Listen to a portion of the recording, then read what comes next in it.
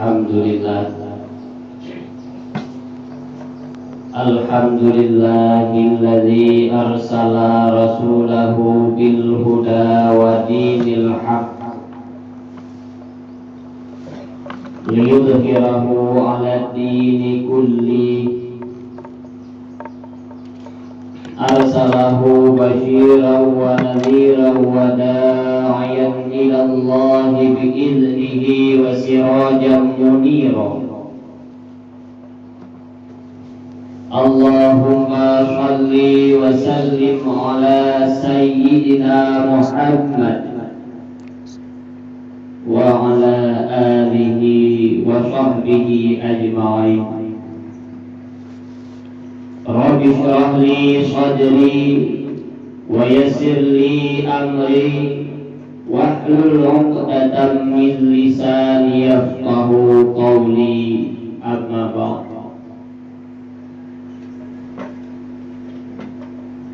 Ta'zim dan penghormatan yang pertama sekali kepada Abu Imam Syekh Masjid, panitia masjid, remaja masjid, juga ta'zim dan penghormatan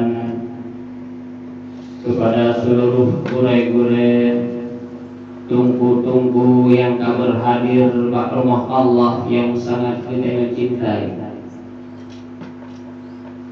juga kepada seluruh hadirin sidang jamaah Jumat yang dirahmati oleh Allah. Hari terus berjalan menjadi minggu. Umur kita semakin lama semakin bertambah. Minggu terus berjalan menjadi bulan. Dosa kita pun semakin lama semakin banyak. Bulan terus berganti menjadi tahun. Kita semakin dekat dengan kematian. Tahun terus berganti. Tanggung jawab kita di hadapan Allah semakin lama semakin bertambah. Perjalanan waktu terkadang berjalan begitu cepat, seolah-olah baru kemarin kita memasuki bulan Rabiul Awal ataupun bulan Maulid. Tapi rupa-rupanya kita karena di dalam bulan Maulid, bulan yang kehir ataupun bulan Jumadil Awal, sehingga kajian ke adat istiadat manusia pada umumnya dan kiranya yang di Aceh khususnya ada nama 12 Rabiul Awal, dan 3 bulan setelah bulan Rabiul Awal kitanya sama-sama terperingati tentang kelahiran baginda Nabi besar Muhammad sallallahu alaihi wasallam dengan berbagai macam cara.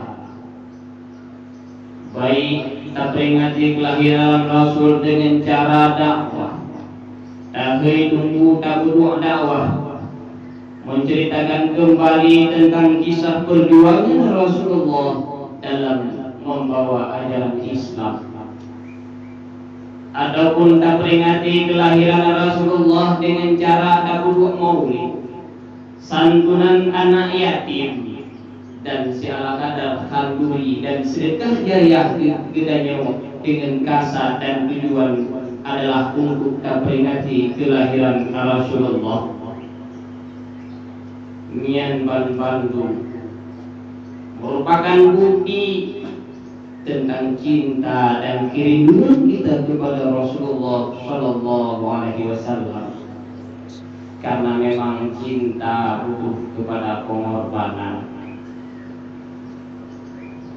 Kita sering mengatakan bahwa kita rindu kepada Rasulullah, kita cinta kepada Rasulullah, tetapi mana pengorbanan kita kepada Rasulullah?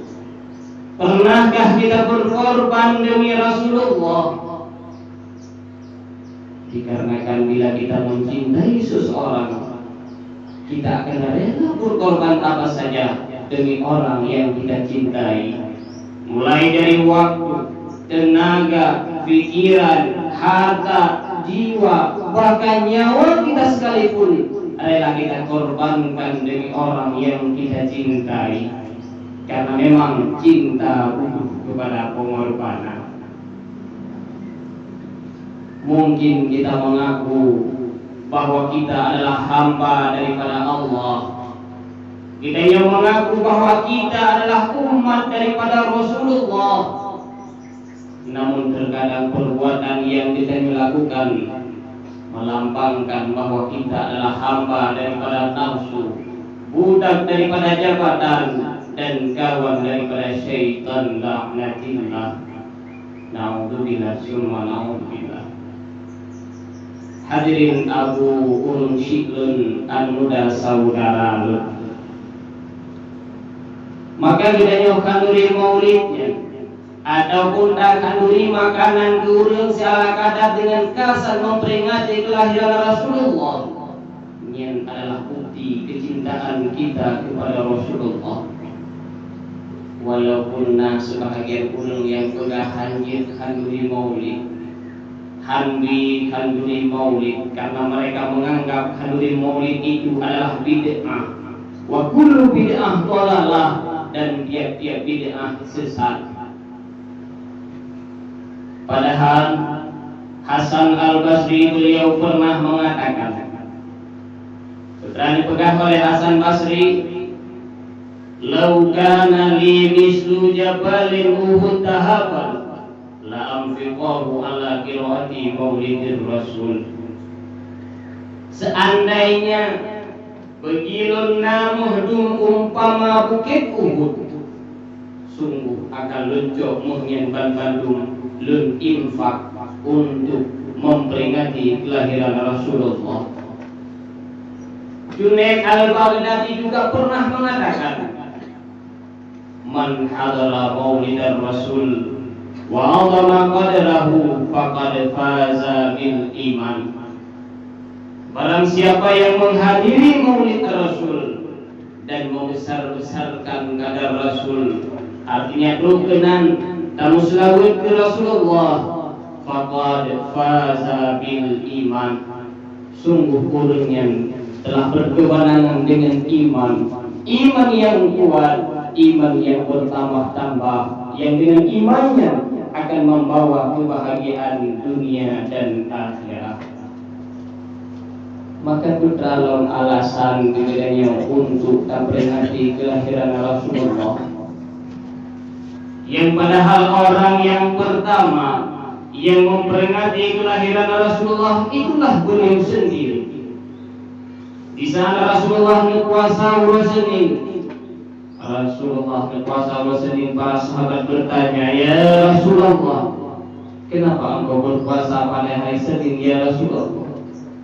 Rasul menjawab, "Lun puasa Senin adalah untuk memperingati kelahiran sendiri." Hadirin sidang jamaah Jumat yang dirahmati oleh Allah, mungkin idenya kaliah nakanduri maulid, ataupun kadang-kadang menyatakan kedua kanduri maulid di rumah hansip biaya kurang biaya, maka cara yang pilih idenya tak peringati kelahiran Rasulullah, yaitu dengan cara kita memperbanyak selawat kepadanya dengan kasar dan tujuan adalah untuk dengan terperingati kelahiran Rasulullah. Karena Rasul pun pernah bersabda, "Man ahabba syai'an fa aktsara dzikr." Barang siapa yang mencintai sesuatu, dia akan memperbanyak menyebut-nyebutnya. Ulun yang galak gedang, nyenho yang menjabat yang duduk tetap pembahasan masalah lah. Ulun yang cinta genehun, kedua mapan dijaga, kedua makan ekonomi, tetap pembahasan masalah nehun. Ulun yang galak kemawe menancin ho yang dia, tetap pembahasan bapak beliau adalah cara dan taktik dalam tengkau. teman katanya yang cinta kepada Rasulullah, maka katanya tak boleh selawat kepada Rasulullah Sallallahu Alaihi Wasallam. Lebih-lebih pak malam Jumat dan hari Jumat. Karena barang siapa yang berselawat pada hari Jumat dan malam Jumat, yang selawat katanya didebut oleh Rasulullah Sallallahu Alaihi Wasallam.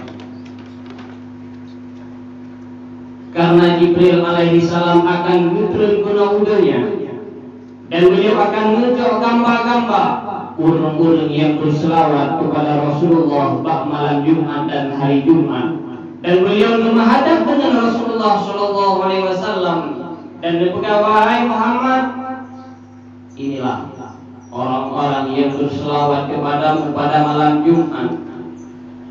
Muhammad, inilah orang-orang yang berselawat padamu pada hari Jumat. Apa kata Rasul? Jibril berteruk salim kepada mereka semua. Mungkin kitanya di saat merungkak salim dari Bapak Bupati wajar untuk senang. Merungkak salim dari Bapak Gubernur boleh kita untuk senang. Mungkin kita dapat salam dari Bapak Presiden dua malam dengan senang. Tetapi Rasulullah beliau bukan pemimpin daerah. Rasulullah bukan pemimpin negara. Bahkan Rasulullah bukan pemimpin dunia.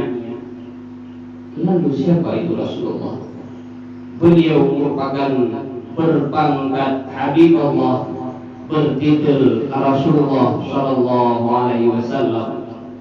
Beliau merupakan Sayyidul Anbiya. Beliau merupakan penghulu daripada segala nabi-nabi.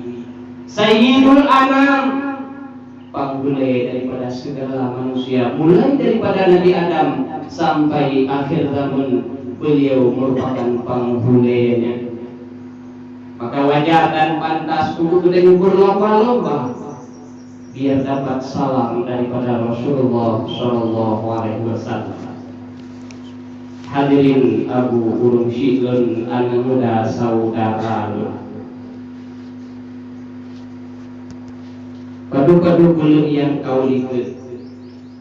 Ika mau didayah, mau bakal heda urung, abi didayah, abu di Payapasi, dan abun di Matangkuli. Bakal heda urung yang untuk mempunyai selawat hidayah bak malam Jumat dengan kasar dan tujuan. Semoga dengan selawat yang kamu baca lebih kesembuhan kepada abu.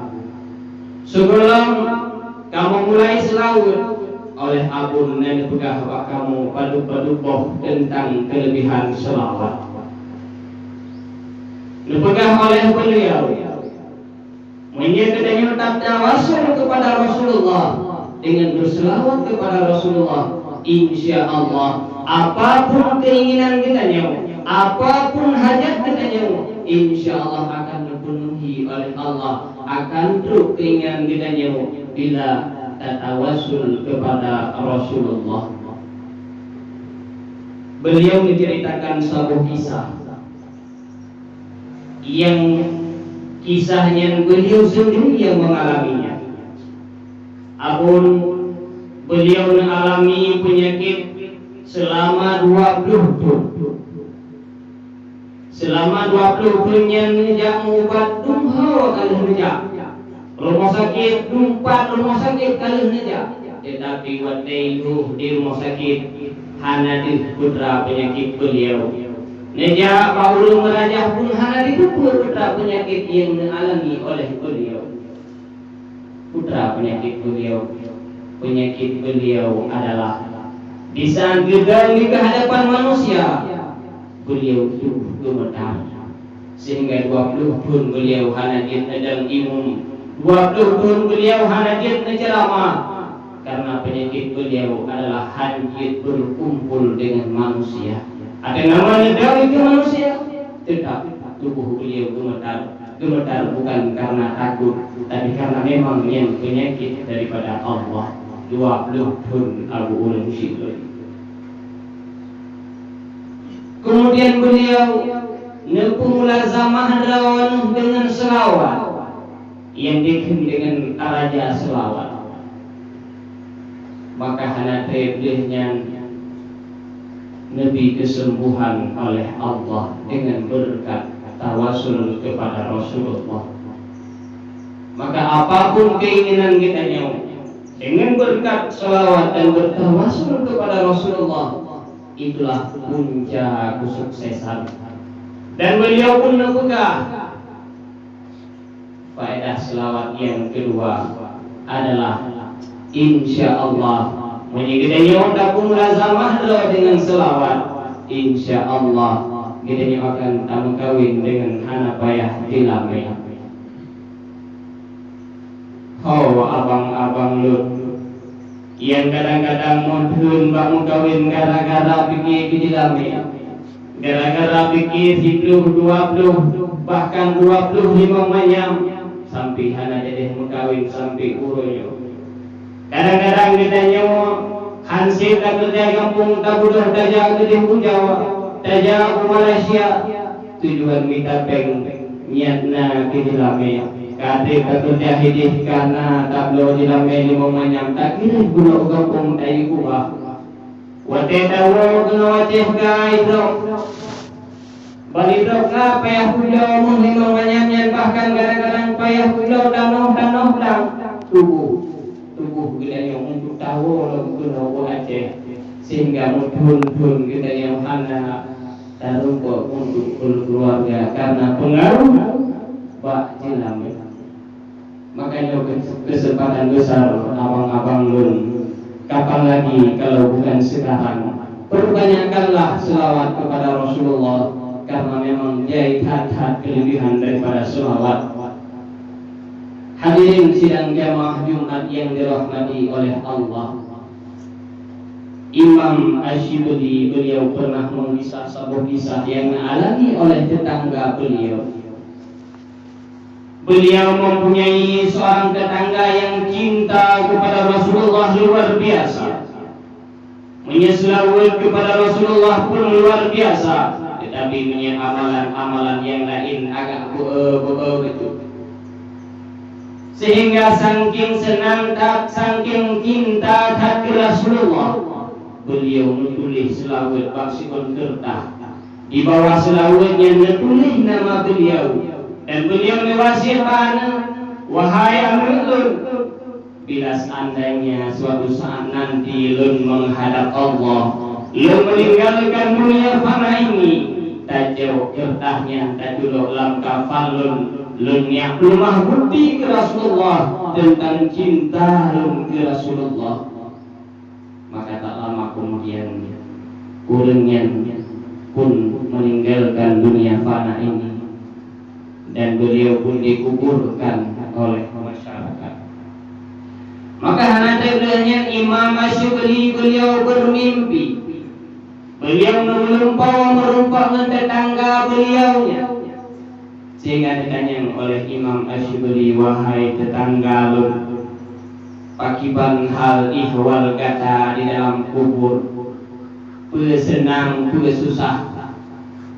Dijawab oleh tetangganya, hidup lun agak susah dalam kubur, karena di sana ditanya oleh malaikat mungkar dan nakir, marrabuka, bapak lun tu kunci hanjut lun jauh, sehingga penasaran lun sebab bapak lun tu kunci yang sehingga lun hanjut lun suud daripada pertanyaan malaikat. Sehingga juga terus apa suruhan, wahai pemuda hai, gata mengunci bapak, gata hanjir dan suud, itulah karena masalah dunia bibir kata tidak dibasahi dengan zikir kepada Allah, yang sehingga mulut kata tertutup. Kemudian malaikat mungkar dan nakir rencana betulnya perlu, karena hana lun jauh pertanyaan daripada urungnya, sehingga truk sidro pemuda yang cukup tampan, yang cukup wangi dan cukup ganteng, maka pemudanya dihambat malaikat, dihalangi malaikat, yang sehingga malaikat han asi untuk pohlu. Ada nama guna pohli malaikat kan pemudanya untuk dihalangi malaikat, yang sehingga lun han genang tungkat daripada tungkat malaikat. Sehingga lun tanya pemudanya, man anta, siapa engkau? Sawa kata. Pemudanya menjawab, lun adalah kiriman daripada Allah untuk jaga-jaga daripada dua malaikatnya. Lun merupakan diutus oleh Allah dengan berkat selawat yang gak boleh baktertahnya. Masya Allah, Abu Syiklun. Begitu besarnya fadilah selawat kepada Rasulullah. Maka kapan lagi kalau bukan sekarang? Siapa lagi kalau bukan kita sendiri yang mau melakukannya? Karena Allah tidak akan mengubah satu-satu kaum, melainkan kaum itu berusaha untuk mengubah dirinya sendiri. Hadirin Abu Syiklun, ketika hidup dalam dunia ini adalah kehidupan sementara. Mari sebelum kita tahu Allah, kita sebelum tahu bahwa Allah dalam taklik dunianya, mari kita persiapkan amalan dan mari kita memperbanyak selawat kepada Rasulullah, karena dua perkara yang bisa membantu kita sehingga pulau akhirat. Yang pertama adalah rahmah daripada Allah, dan kedua syafaat daripada Rasulullah. Semoga kita bantu merempok syafaat daripada Rasulullah dan merumput naungan di saat tiada naungan selain daripada naungan Rasulullah. Karena hal yang paling menyedihkan adalah di saat kita lewat di hadapan Rasulullah. Jangankan negeri, kadang-kadang menekalan anak kepadanya yang adalah hal yang paling menyedihkan. Dan semoga kita kandung bersahabat dengan Rasulullah di dalam surga. Karena Rasul pernah bersabda, wa man ahabbani kana ma'i fil jannah. Ulun yang cinta kepada Rasulullah, ulun yang akan saja dalam surga. Amin amin ya rabbal alamin.